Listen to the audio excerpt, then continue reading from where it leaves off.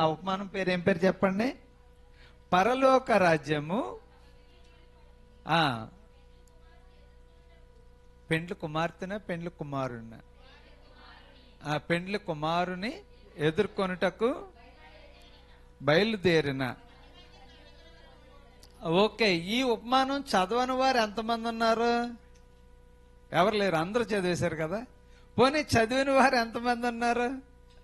అరే, చదివిన వారు కూడా చాలా తక్కువ మంది ఉన్నారు. ఓకే, చదవండి, చాలా మంచిది.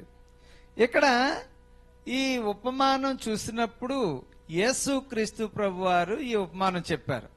మనందరూ తెలుసు, ఉపమానము అంటే పరలోక సత్యమును భూలోక విషయాలతో పోల్చి చెప్పడం. అంటే ఒక వివాహాన్ని పోలుస్తూ ఉన్నాడు. పూర్వం పెండ్లి కుమారుడు పెండ్లి కుమార్తె ఇంటికి వచ్చి వారిని ఆహ్వానించి పెండ్లి విందులోనే తీసుకెళ్లేవాడంట. అది యూదుల సాంప్రదాయం. ఇప్పుడు యేసుక్రీస్తు ప్రభు వారు ఏం చేస్తున్నారంటే, తన రాజ్యము ఎలా ఉంటదంటే, పెండ్లి కుమారుడుగా ఆయన వచ్చి మళ్ళీ ఈ సంఘాన్ని తీసుకుని ఆయన 1000 ఏండ్ల పరిపాలనలో మనలందరినీ నిలిపేలాగా ఉన్నది అన్నట్టుగా ఆయన తెలియజేస్తా ఉన్నాడు. నేను చదువుతూ ఉన్నప్పుడు ఇక్కడ రాయబడింది 2 ముఖ్యమైన పదాల్లో ఉంటాయి. పరలోక రాజ్యము అని మత్తయ్య గారు ఉపయోగిస్తూ ఉన్నారు. ఏ రాజ్యం ఇది? పరలోక రాజ్యము. కానీ మార్కు గాని, లూకా గాని, యోహాను గాని దేవుని రాజ్యము అనే పదం ఉపయోగిస్తూ ఉన్నారు. ఇక్కడ 2 పదాల్లో అవి మనకి సాధారణంగా చదివే వాళ్ళకి అర్థం కాదు. పరలోక రాజ్యము అంటే ఇక్కడ ఆధ్యాత్మిక పాలన, దేవుని పాలన. దేవుని పాలన అంటే అది మనుషుల మధ్య దేవుని పాలన. ఇప్పుడు చాలా మంది మన దేశంలో కూడా ఏంటి కోరుకుంటారంటే, మనకి రామరాజ్యం కావాలి అంటారు. అంటే ఏంటంటే అక్కడ శాంతి ఉన్నది, సమాధానం ఉన్నది, నీతి ఉన్నది అనే ఒక కాన్సెప్ట్. ఒక మంచి పేరును మనం ఎందుకు ఎంచుకుంటాం? అబ్బా, ఆ రోజులు వస్తే ఎంత బాగుంటది. ఇప్పుడు యూదుల కాలంలో మెస్సియా కోసం వాళ్ళు కనిపెడతా ఉండేవారు. మలకి గ్రంథము 4వ అధ్యాయము మొదటి నుంచి చూస్తే ప్రభు రాకడ దినమున ఏ విధంగా ఉంటది అనే విషయాలు అక్కడ చాలా క్లియర్ గా ఉన్నది. అక్కడ ఒక ప్రవక్త ప్రవచిస్తూ ఉన్నాడు. ఎవరి కోసం ప్రవచిస్తున్నాడో? రాబోయే ఒక మెస్సియా. ఆయన కాలంలో క్షేమం ఉంటది, ఆయన కాలంలో రోగములు ఉండవు, ఆయన కాలంలో దెయ్యాలు ఉండవు, ఆయన కాలంలో ఏ విధమైన ఆహారానికి లోటు ఉండదు, ఆయన కాలంలో నష్టాలు ఉండవు, ఆయన కాలంలో తుఫానులు ఉండవు. ఆయన తుఫాన్లు గద్దించగలిగిన దేవుడు. ఆయన పేదవారికి ఆహారమును పెట్టగలిగిన దేవుడు. ఆయన కాలంలో దెయ్యములు కేకలు వేసి పారిపోతాయి. ఆయన కాలంలో సింహములు ప్రక్కన ఇక్కడ చిన్న మేకలు, గొర్రెలు నివసిస్తాయి. అంత అక్కడ నీతి సమాధానం ఉంటది అని ఈ విధంగా అనేక మంది ప్రవక్తలు బోధించడం మొదలు పెట్టారు. ఆ మెస్సియా ఎలా వస్తాడంటే, ఇలాంటి సూచనలు అనేకమైన ఇచ్చారు. వచ్చే ఆదివారం ఎనివే మొదటిగా క్రిస్మస్ అంటే కొరకు కనిపెట్టే ఒక ఆదివారంగా మనం సెలబ్రేట్ చేసుకుంటాం. స్టార్ అది మనం స్టార్ట్ చేద్దాం. అయితే ముందుగా మెస్సియా కొరకు, లేదంటే విమోచన కారుని కొరకు వారు కనిపెట్టే విధానం మనం చూద్దాం. ఎందుకు విమోచనకారుడి కోసం కనిపెడుతున్నారో మీరు చదివారా? మలాకీ గ్రంథము ఒకసారి చూద్దాము. మలాకీ గ్రంథం చూసారనుకోండి, ఆ కాంటెక్స్ట్ ఎలాగున్నది తెలుసా? ఏం బాగలేదంటే అక్కడ ప్రవక్తలు బాగలేదు, యాజకులు బాగోలేదు, వాళ్ళ జీవిత విధానాలు బాగలేదు, అక్కడ పరిస్థితులన్నీ కూడా సామాజిక పరిస్థితులు బాగలేదు, ఆర్థిక పరిస్థితులు బాగలేదు, అస్సలు ఏం బాగలేదు. అలాంటి పరిస్థితుల్లో యూదులకు ఏం చెప్తున్నారంటే, మనకు ఒక మంచి విడుదలకారుడు వస్తే ఎంత బాగుంటది అనుకునే పరిస్థితిలో ఉన్నారు. ఒకసారి మీకు చూపిస్తాను చూడండి. 1వ అధ్యాయము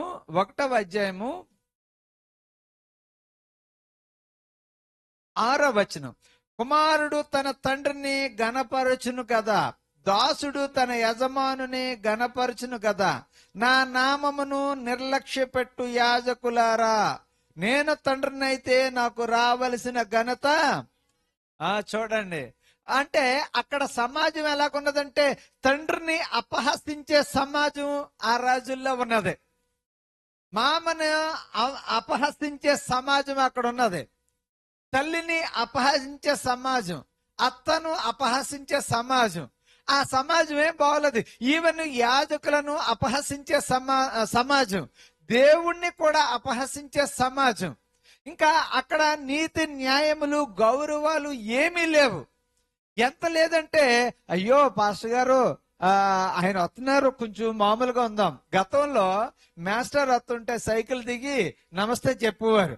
ఒకవేళ ఎవరైనా సిగరెట్లు బీడీలు కాల్చి వాళ్ళు ఉంటే మాస్టర్ వెళ్ళిపోయేంత వరకు దాన్ని పాడేయడమో లేకపోతే వెనక పెట్టుకునేవాడో చేస్తూ ఉండేవారు. ఈ రోజుల్లో ఏమీ లేదు. ఒకవేళ మాస్టర్ గాని వదిలితే 2 సార్లు మందు కొడదాం అనుకునే సమాజంలోనికి మనం వచ్చేసాం. ఇంత భయంకరమైన పరిస్థితులు ఈ రోజుల్లో ఉన్నాయి. ఆ రోజుల్లో కూడా అలాగే ఉన్నారు. మీరు ఏం చేస్తున్నారంటే నిర్లక్ష్యం చేస్తున్నారు. బలిపీఠాన్ని నిర్లక్ష్యం చేస్తున్నారు. ప్రార్థనా స్థలాన్ని నిర్లక్ష్యం చేస్తున్నారు. యాజకులను నిర్లక్ష్యం చేస్తున్నారు. దేవుణ్ణి మీరు దుఃఖపెడుతున్నారు అని ఇలాగా అన్ని తెలియచేస్తా ఉన్నారు.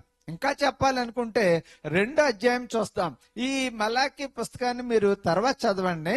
2వ అధ్యాయము కొన్ని వచనాలు చదువుతాను చూడండి. 2వ వచనం, సైన్యములకు అధిపతి యెహోవా సెలవిచ్చినదేమనగా, మీరు ఆ ఆజ్ఞను ఆలకంపకయు నా ఆజ్ఞ నామమును గణపరచకుండానట్లు మనపూర్వకంగా దాన్ని ఆలోచింపకయు ఉండిన ఎడల నేను మీ మీదికి శాపము తెప్పించి మీకు కలిగిన ఆశీర్వాద ఫలమును శపింతును. ఇలాగ ఇవన్నీ చూస్తూ ఉంటే ఈవెన్ యాజకులే ఏం చేస్తున్నారంటే వాళ్ళ ప్రవర్తన చేత దేవుణ్ణి అది సరైన విధానంలో ఆరాధించడం లేదు, గణపరచడం లేదు. ఆ రోజుల్లోనైనా ఈ రోజుల్లో పరిస్థితులు అలాగున్నాయి. ఈ రోజుల్లో కూడా పరిస్థితులు అలాగే ఉన్నాయి. కొంతమంది నిజమైన బోధకుల్లాగా ఉన్నారు, కానీ వాళ్ళ బోధలో ఏ విధమైన నిజాయితీ కనిపిస్తలేదు. వారి బోధ అంతా వేషధారణలాగా ఉన్నది, వ్యాపార దృక్పథంలో ఉన్నది. మనము అది తెస్సలోనికైలకు రాసిన పత్రికలో మనం చదువుకున్నాం. మళ్ళీ త్వరలో తిరగేద్దాం దాన్ని. ఇలాగ చదువుకుంటూ వస్తే మొట్టమొదట యాజకులు లేకపోతే బోధకులు లేకపోతే విశ్వాసులు వాళ్ళ ప్రవర్తన సరిగా లేదు. రెండవది అంటే ఎథికల్ లైఫ్ కూడా సరిగా లేదు. ఎథిక్స్ అంటే నీతి శాస్త్రం. ఎవరు నీతిని అనుసరించి నడుస్తలేదు. అదే చెప్తున్నాడు 10వ వచనం నుండి 2వ అధ్యాయము 10వ వచనం నుండి 16వ వచనం వరకు చూస్తే వాళ్ళు పెళ్లిళ్ళు సరిగా చేసుకోవడం లేదు. పెళ్లి చేసుకుంటున్నారు కానీ భార్యలను బాధ పెడతా ఉన్నారు. వారు పెళ్లిళ్ళు చేసుకుంటున్నారు కానీ మరి ఏ విధంగా వాళ్ళు ఏం చేస్తున్నారో తెలియదు. కానీ వారట భార్యలట కన్నీళ్లతో దేవుని యొక్క బలిపీఠాన్ని నింపేస్తున్నారు. అందుకని ఆయన చాలా ప్రార్థనలు అంగీకరిస్తలేదు అని ఉన్నది. ఇక్కడ చూడండి 13వ వచనం, మరియు రెండవసారి మీరు అలాగునే చేయుదురు. యెహోవా బలిపీఠమును మీరు ఏడ్పుతోనూ కండ్లేండతోనూ రోదనతోనూ తడుపుదురు. కాబట్టి ఆయన మీ నైవేద్యమును అంగీకరింపకయు తనకు అనుకూలము కాని అర్పణలను మీ చేత తీసుకొనకై ఉన్నాడు. దేవునికి స్తోత్రం, హల్లెలూయా. మీరు అర్పణిస్తే ఆయన తీసుకొని అంటున్నాడు అంట. కారణం ఏంటంటే మీ ప్రవర్తన సరిగా లేదు అని. నేను మంజుల గారు ఒక ఇంటికి వెళ్ళాం. ముందు వెళ్ళినప్పుడు అక్కడ వెళ్ళిన ప్రతిసారి చక్కగా ప్రార్థన చేసేవాడిని. వాళ్ళు చక్కగా కాఫీ ఇచ్చేవారు, తాగి వాళ్ళని ప్రార్థన చేసి దీవించి వచ్చాం. ఒకసారి ఎందుకో వారి ప్రవర్తన నాకు నచ్చలేదు. నచ్చకపోతే ప్రార్థన చేసి వెళ్ళండి అయ్యగారు అంటే, నేను ప్రార్థన చేయను మీ ఇంట్లో అన్నాను.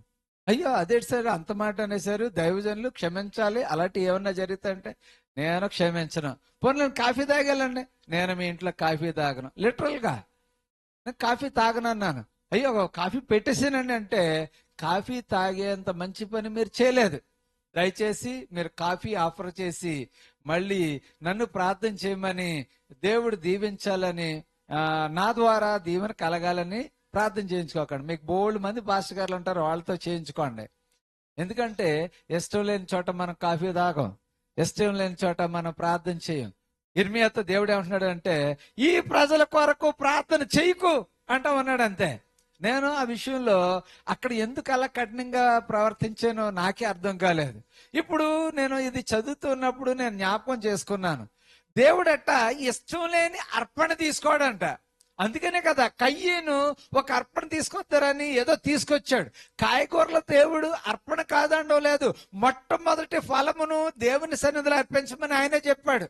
భూఫలము తీసుకొచ్చి అర్పించమని చెప్పిన ఆ దేవుడే ఏం చేస్తాడంటే, కయ్యేను నీ మనసు బాగుండలేదు, నీ తలంపులు బాగుండలేదు, నువ్వు సత్క్రియ చేసిన ఎడలా తలెత్తుకుంటావు కదా, నువ్వు తలెత్తించుకునే పని ఎందుకు చేస్తావు అంటే నువ్వు సత్క్రియ చేయడం లేదు. సత్క్రియ అంటే మనందరికి తెలుసు, మంచి పని, కాంపిటీషన్ కాదు. అక్కడ ఒక మంచి పని మనం చేయాలి. మన జీవితంలో ఒక మంచి పని చేసినప్పుడు దేవుడు మనల్ని అభినందిస్తాడు. ఇక్కడ ఏం చేస్తున్నాడంటే, ఈ దేవుని బిడ్డలు, దేవుని నమ్ముకున్న బిడ్డలు వాళ్ళ భార్యలను హింసిస్తుంటే వాళ్ళు కార్చిన కన్నీళ్ళట దేవుని సన్నిధిలో ఉండిపోతున్నాయంట. ఆ బలిపీఠం అంతా తడిసిపోతుందంట. దావీదు కీర్తనకారుడు అంటున్నాడు, నా కన్నీళ్లు నీ కవిలలో ఉన్నాయి, నీ బుడ్డిలో నువ్వు దాచి ఉంచావు అంటా ఉన్నారు. అంటే ఎంతగా వాళ్ళు కన్నీళ్లు విడిచి ప్రార్థన చేస్తున్నారో. దేవుని సన్నిధిలో మనం ఎక్కువ ప్రార్థన చేయాలి. ప్రార్థన చేసినప్పుడు ఆయన మన కన్నీళ్లు వ్యర్థంగా ఉంచే దేవుడు కాదు, మన ప్రార్థనలు వ్యర్థంగా పోవు. ఎప్పుడో ఒకప్పుడు అవి తప్పకుండా ఫలిస్తాయి. నీవు భూమిలో విత్తనం వేస్తే అది తప్పకుండా మొలుస్తుంది, అది ఫలాన్ని ఇస్తుంది. నీవు దేవుని సన్నిధిలో ప్రార్థిస్తే, అది కన్నీళ్లు కారిస్తే అవి దేవుని యొక్క కవిలలో కనిపిస్తాయి, ఆయన బుడ్డిలో కనిపిస్తాయి, ఆయన దాచి ఉంచుతాడని చెప్పి దావీదు కీర్తనకారుడు చెప్తా ఉన్నాడు. ఏమంటున్నాడు తెలుసా, నీవేం చేస్తున్నావంటే నీవు మోసంగా చేసిన వాటి పక్షంగా, అన్యాయముగా నువ్వు చేస్తున్న పనుల పక్షంగా దేవుడు విచారణ చేస్తావన్నాడు. 15వ వచనం ఉంది, కొంచెముగానైనను దైవాత్మనందిన వారిలో ఎవరును ఎలాగూ చేయలేదు. ఈ రోజున మనలను మనం పరిశీలన చేసుకోవాలి. నేను దైవాత్మ పొందానా, నేను ఏడిపిస్తున్నానా, నా ప్రవర్తన ఎలాగుంది, నేను ఏ విధంగా జీవిస్తామన్నాను, నేను దేవుని పట్ల ఏ విధంగా ఉన్నాను, నేను ప్రార్థన చేస్తే ఎందుకు జవాబు రావడం లేదు, ఎందుకు ఈ కష్టం, ఎందుకు నా ఆశీర్వాదం శాపంగా మారింది, నా మాట, నా జీవితమా, నా ప్రవర్తన అని ఎప్పటికప్పుడు మనం పరిశీలన చేసుకున్నప్పుడు దేవుడు ఏం చేస్తాడంటే మన యొక్క ప్రార్థనకి తగిన సమాధానం ఆయన ఇస్తాడు. ఇంకా చెప్తున్నాడు 17వ వచనం, మలాకీ గ్రంథం 2వ అధ్యాయం 17వ వచనం, మీ మాటల చేత మీరు యెహోవాను ఆయాస పెట్టుచు దేని చేత ఆయనను ఆయాస పెట్టుచున్నామని మీరు అనుచున్నారే.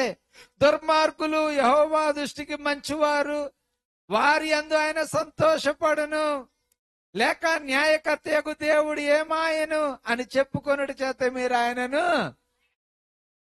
చాలా సార్లు నేను ఆయాస పెట్టానేమో. ఒక్కొక్కసారి నాకు అనిపించదు, వాళ్ళు అలాగున్నారు, మనం ఎంత ప్రార్థన చేస్తున్నాము, మనం ఉపవాసం ఉంటున్నాము, ఆన్లైన్ ప్రార్థన చేస్తున్నాము, వారి జీవితాలు హ్యాపీగా ఉన్నాయి, ఏంటి నా జీవితం ఎలాగుంది, ఎప్పుడు అనుకోలేదా? అలాగే వస్తుంది మనకే. వారి జీవితాల్లో హ్యాపీగా ఏంటి చాలా తప్పులు చేసేసి బండి మీద హ్యాపీగా వెళ్ళిపోతే చాలా వాళ్ళు 70 సంవత్సరాలు 80 సంవత్సరాలు హ్యాపీగా జీవించేస్తా ఉన్నారు. దేవుడు ఏం చేస్తున్నాడు, ఎక్కడ న్యాయం చేస్తున్నాడు?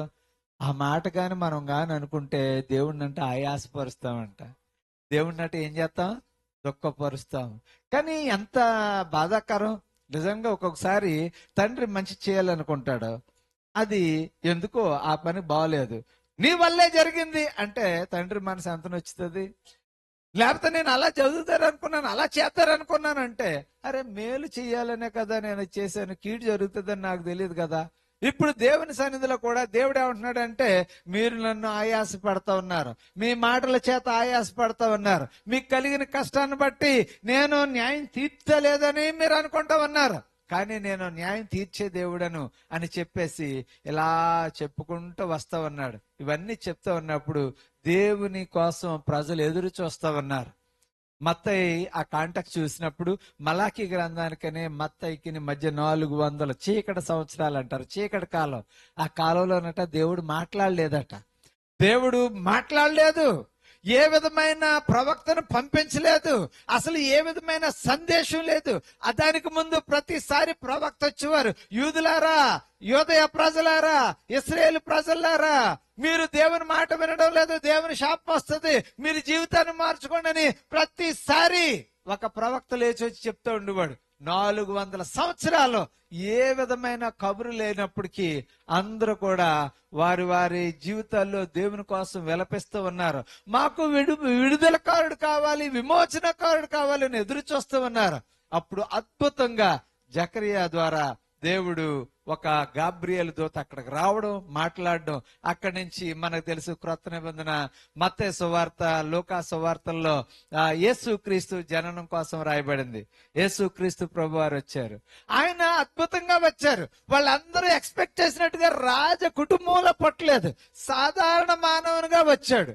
సాధారణ మానవునిగా. ఒక్కొక్కసారి నేను కొన్ని అనుభవాలు పంచుకున్నప్పుడు, నేను ఇంతకుముందు ఎలాంటి డ్రెస్ వేసుకునేవాడిని కాదు, జస్ట్ ఈవెన్ టై కూడా కట్టుకునేవాడిని కాదు. నన్ను ప్రసంగానికి పిలిచారు అనుకోండి, వెళ్ళి బైబిల్ పట్టుకుని వెళ్తే నన్ను పాస్టర్ గారు పక్క తప్పుకోండి పాస్టర్ గారు వస్తున్నారు అనేవారు. తీరా వెనక ముందు చూసి ఈ లోపల నన్ను తెలిసిన వాళ్ళు, ఎవరో పాస్టర్ గారు కదా ఈయనంటే, అవునా సారీ అని కూడా వస్తూ ఉండేవారు. ఎందుకంటే పర్సనాలిటీ అంటే పాస్టర్ గారు అంటే కొంచెం పెద్దగా లావుగా ఎలా ఊహించుకుంటూ ఉంటారు. అదొక మనకి అలవాటు అయిపోయింది ఏంటంటే పెద్ద పర్సనాలిటీలు. అయితే కొంతమంది కనీసం బట్టబొరన్నా ఉండాలి, కొంచెం పెద్ద పొట్టన్నా ఉండాలా, ఇలాంటివి అనుకుంటూ ఉండేవారు. అలాంటివి ఏమీ లేవు. సారీ సార్ మీరు ఇంత అంగగా ఉంటారు అనుకోలేదు. ఇలాగా ఈవెన్ మొన్న ఒక క్లాస్కి వెళ్ళాను. క్లాస్కి వెళ్తే ఆ క్లాసులో కూడా ఈ ఒక్క పొట్ట లేకపోతే మిమ్మల్ని గుర్తుపట్టలేకపోదుమని అంటున్నారు. అంటే పొట్ట ఒకటే కనబడుతుందంట. అయితే ఎక్సర్సైజ్ చేస్తాను, కంగారు పడకండి అన్న. అంటే చాలా సార్లు ప్రజలు ఊహించినట్టుగా మనం ఉన్నాం. ఈవెన్ మెస్సియా లోకానికి వచ్చినప్పుడు ప్రజలు ఊహించలేకపోయారు. పశువుల పాకలో మహారాజు పుట్టడం ఏంటి, పశువుల పాకలో రాజు, లోకాన్ని వెళ్ళే రాజు పుట్టడం ఏంటి, అసలు వారి కుటుంబ సభ్యులే అంగీకరించలేదు. ఆయన తోడబుట్టిన వాళ్లే అంగీకరించలేదు. ఈవెన్ వాళ్ళందరూ వెలివేసినట్టుగా చూశారు. కొంతమంది ఏమన్నారు తెలుసా, ఆయనకి పిచ్చి పట్టిందేమో, బేల్జెబూబు అనే పెద్ద దెయ్యం పట్టుకున్నది ఆయన్ని, దాని చేత ఇతను ఇలాంటి మ్యాజిక్ షోలన్నీ చేస్తున్నాడు అనుకున్నారు. ఆఖరికి ఆయన సిలువ వేసేసిన తర్వాత అప్పుడు అవును కదా యేసు ప్రభు వారి కోసం, మెస్సియా కోసం చెప్పినవన్నీ ఈయనలో ఉన్నాయి కదా అనుకున్నారు. ఇప్పుడు యేసు ప్రభు వారు చెప్తూ ఉన్నారు, దేవుని రాజ్యం వస్తా ఉంది. మీరు ఎక్స్పెక్ట్ చేస్తున్నారు, నేను వచ్చాను, ఆయన రాజ్యాన్ని నేను సరళం చేశాను, ఆయన మార్గాన్ని సరళం చేశాను. ఇప్పుడు మీరు చేయాల్సిన పని ఏంటంటే, బాప్తిస్మిచ్చి యోహాను వచ్చాడు చూడండి. ఆయన ఏం చెప్పాడు చూడండి. మత్తయి సువార్త 3వ అధ్యాయంలో కదా ఉంటది. మత్తయి సువార్త 3వ అధ్యాయము మొదటి వచనంలో, ఆ దినములందు బాప్తిస్మిచ్చి యోహాను వచ్చి పరలోక రాజ్యము సమీపించినది, మారు మనసు పొందుడి. దేవునికి స్తోత్రం, హల్లెలూయా. కారణం ఏంటంటే ఆయన అంటున్నాడు, ప్రభు మార్గమును సిద్ధపరచుడి, ఆయన త్రోవను సరళం చేయండి. ఓకే, ఆయన చెప్పినట్టుగా ప్రభువారు వచ్చారు. ప్రభువారు వచ్చి ఆయన ఏం చేస్తున్నాడంటే, ఆయన కూడా దేవుని రాజ్యాన్ని ప్రకటిస్తా ఉన్నాడు. చూడండి, మార్కు సువార్త 1వ అధ్యాయంలో చూస్తే యేసు ప్రభువారు ఏం ప్రకటిస్తున్నారు చూడండి. 14వ వచనం, 1వ అధ్యాయం 14వ వచనం చదవండి అమ్మా. దేవుని రాజ్యము సమీపించినది, మారు మనసు పొందుడని సువార్త ప్రకటించాను. దేవునికి స్తోత్రం, హల్లెలూయా. ఇక్కడ ఏం చేస్తున్నాడంటే, దేవుని రాజ్యం సమీపించింది అంటే దేవుని యొక్క పరిపాలన స్టార్ట్ అయింది. ఈ దేవుని యొక్క పరిపాలనకు రావాలంటే నువ్వు మారు మనసు పొందాలి, నువ్వు పశ్చాత్తాపపడాలి, దేవుని కోసం నువ్వు జీవించాలి. ఇలాంటివన్నీ ఆయన చెప్తా ఉన్నాడు. సరే, ఆయన మంచి ఉపమానం చెప్తున్నాడు ఈ పరలోక రాజ్యంలోనికి ప్రవేశించడానికి. అదే మత్తయి సువార్త 25వ అధ్యాయంలో చెప్తా ఉన్నాడు. ఈ ఉపమానంలో చెప్పబడిన పెండ్లి కొడుకు యేసు ప్రభువారే. ఇప్పుడు అక్కడ ఉపయోగించబడిన 10 మంది కన్యకలు సంఘమే. ఆ సంఘంలో బుద్ధి గలవారు ఉన్నారు, బుద్ధి లేని వారు ఉన్నారు. బుద్ధి గలవారు సిద్ధపడి ఉన్నారు. వాళ్ళు నూనెను ఎప్పుడు నిత్యం పెట్టుకుంటూ ఉన్నారు, దాని లెవెల్ చూసుకుంటూ ఉన్నారు. ఇది లేకపోతే మనకి కష్టం అనుకుంటా ఉన్నారు. బుద్ధి లేని వారు ఉన్నారు, వారు దేన్ని పట్టించుకోవట్లేదు, వాళ్ళకి ఒక బాధ్యత లేరు. వారు నాకు ఎంత నూనె ఉన్నది, సరిపోతుందా లేదా అనుకునే విధానంలో కూడా లేరు. బైబిల్లో నూనెను పరిశుద్ధాత్మకు సాదృశ్యంగా మనం చూస్తాం. మన జీవితాల్లో ఈ నూనె గాని లేకపోయినట్లయితే, పరిశుద్ధాత్ముడే గాని లేకపోయినట్లయితే మనకి ఏ విధమైన ఆశీర్వాదం లేదు.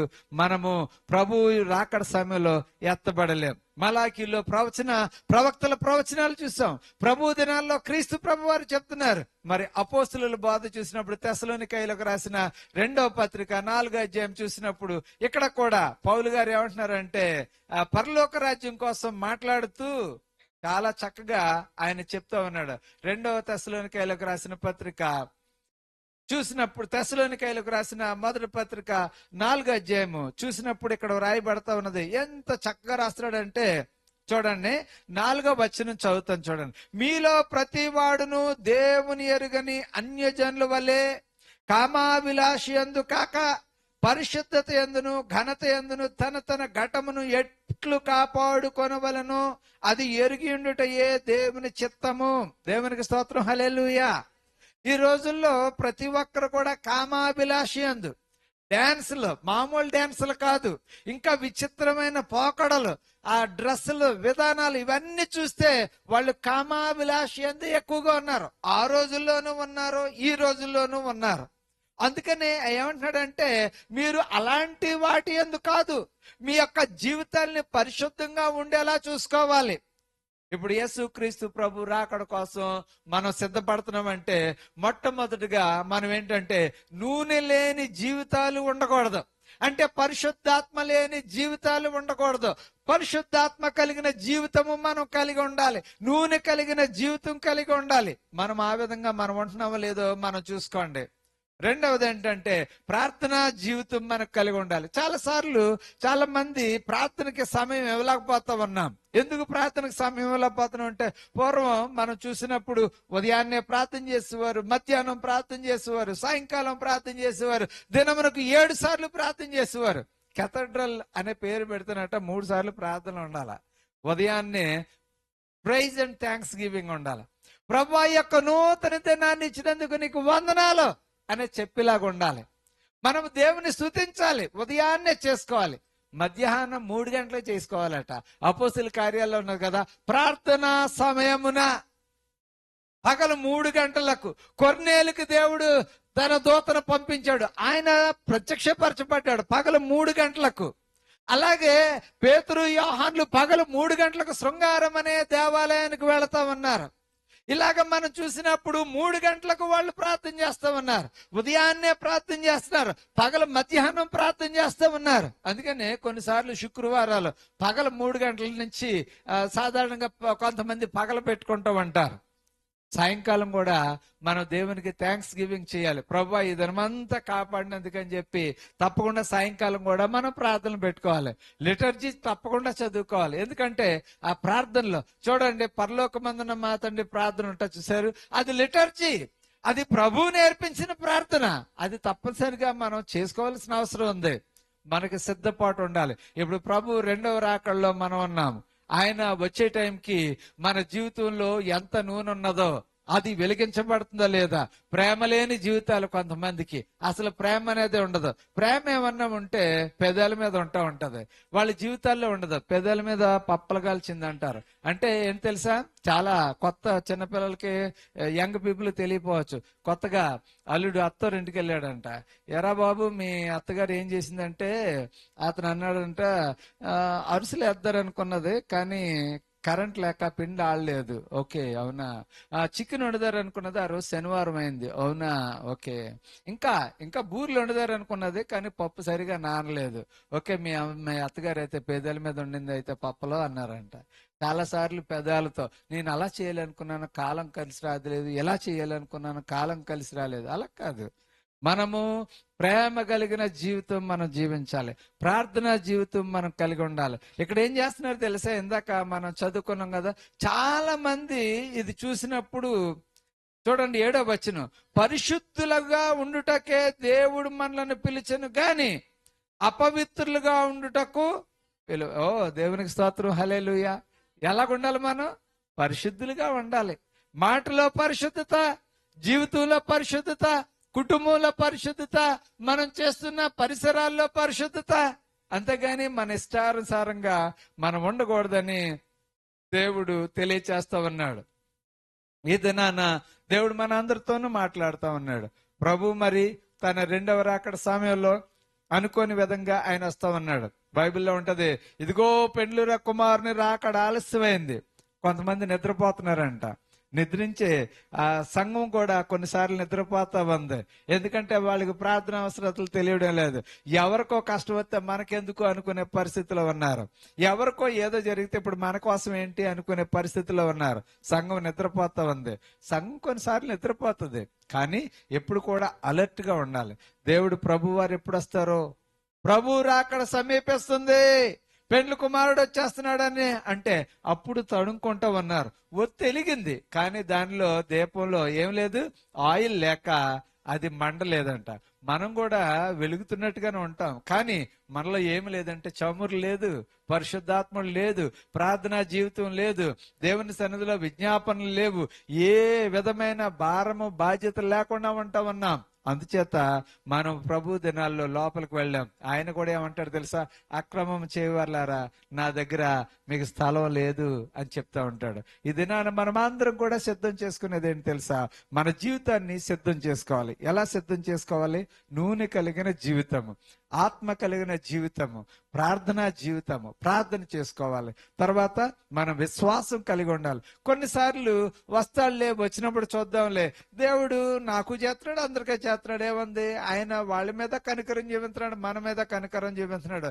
జీవితాన్ని అలా కొనసాగించడమే అని ఎప్పటికప్పుడు మనం ఏం చేస్తామంటే నిరాశలోనికి వెళ్ళిపోయి మన విశ్వాస జీవితాన్ని పోగొట్టుకుంటూ ఉంటాం. అలా కాదు. జీవితం అనేది ఒక పోరాటం. ఈ పోరాటంలో మనం అనేకమైన సమస్యలు, ఇరుకులు, ఇబ్బందులు ఎన్నో ఎదుర్కొనవలసి వస్తుంది, కానీ మన నిరీక్షణ కోల్పోకూడదు. అందుకనే పౌలు గారు చెప్తున్నాడు, కాగా విశ్వాసము, నిరీక్షణ, ప్రేమ, ఈ మూడు వాటిల్లో ప్రేమే నిలిచిన అన్నాడు. అంటే విశ్వాసం ఉండాలి, నిరీక్షణ కూడా ఉండాలి. విశ్వాసం లేకుండా దేవునికి ఇష్టడే ఉండుట అసాధ్యం. నిరీక్షణ లేకుండా మన జీవితంలో మనం జీవించలేము, ఏది సాధించలేము. We should have hope. మన అందరికి కూడా కుటుంబంలో బిడ్డల కోసం హోప్ ఉండాలి, మన ఉద్యోగాల కోసం హోప్ ఉండాలి, మన జీవితం కోసం హోప్ ఉండాలి, ఒక నిరీక్షణ ఉండాలి. లేనట్లయితే మన జీవితంలో ఏది కూడా సాధించలేం. ఈ దినాన యేసుక్రీస్తు ప్రభు వారు మనందరికీ కూడా హెచ్చరిస్తూ ఉన్నారు. ఆయన ఏమంటున్నాడంటే మన జీవితాలని పరిశుద్ధమైన జీవితంగా ఉంచుకుందాం.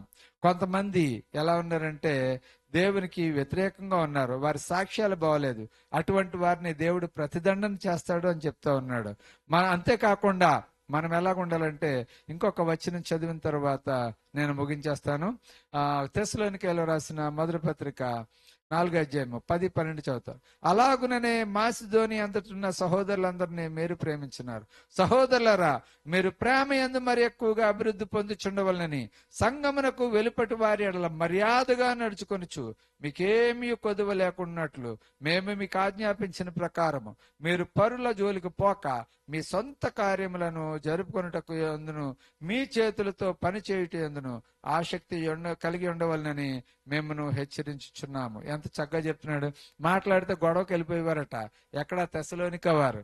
ఊరకనే గొడవలో.